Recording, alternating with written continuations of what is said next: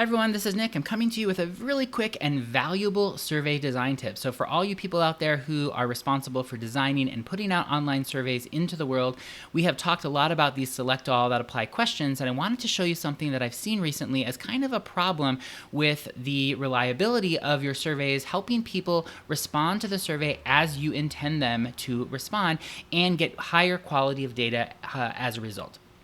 So you can see here we have the select all that apply question asking people which of the following experiences were especially satisfying to them during their museum visit. And I have a list of experiences here, but then I'm always going to include a none of these at the end, or a not applicable at the end, because even if I think that most of my respondents have had some of these experiences, there might be a few of them who report having none of them. So we want to be able to give people that option. But one of the problems that I see with these is that people don't pay attention to some of their internal survey settings, and they don't select the correct option here for these none of these, which means they can select the none option and they can also select the other. So I'll show you what I mean with this question.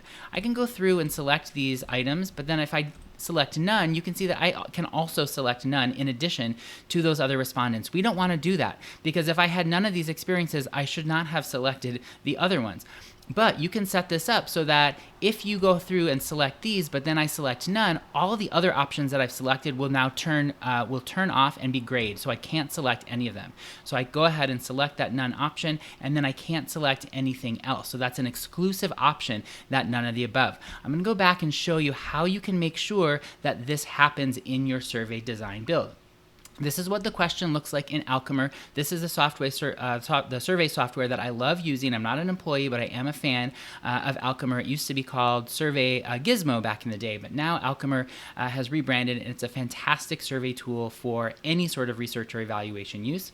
I'm going to go ahead and edit this question, and when I do that, I'm going to go down here. You can see the none of these options here. I'm going to just delete it so you can see me add a new question. Now in Alchemer, with these checkbox questions or select all that apply questions, you can go ahead and click on this little add button, add other, NA, etc.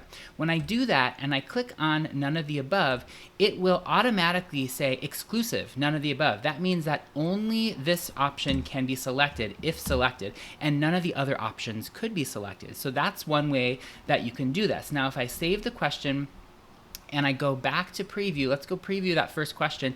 If I click on none of the above, all of them should be grayed out. And yes, they are. I can't select any of the other ones. Now, I'm going to go back to the survey build. If you don't happen to click on the little add other or NA button, I'm going to delete this. I'm just going to add another option like I normally would here. Just add a new option and say none of these. What you can do to make sure that this is exclusive is click on the little editing icon right here for the item, for the option. And then under special settings, make sure that you're selecting exclusive, none of the above, and then save it. Now that is going to make sure that when your respondent selects none of these or none of the above, none of the other options on that list can be selected. So it's a really easy thing to overlook, but it's a really valuable tip to make your surveys more reliable, make your data more reliable on the back end after you collect it. I hope that you like this video. If you do, give it a thumbs up. Make sure to hit the subscribe button and the bell next to it. You'll get notified every time I post a new video in data design, usually PowerPoint, Excel, or Word tutorials, and sometimes survey design and construction, my other passion. I hope you all have a fantastic day, and I'll see you next time.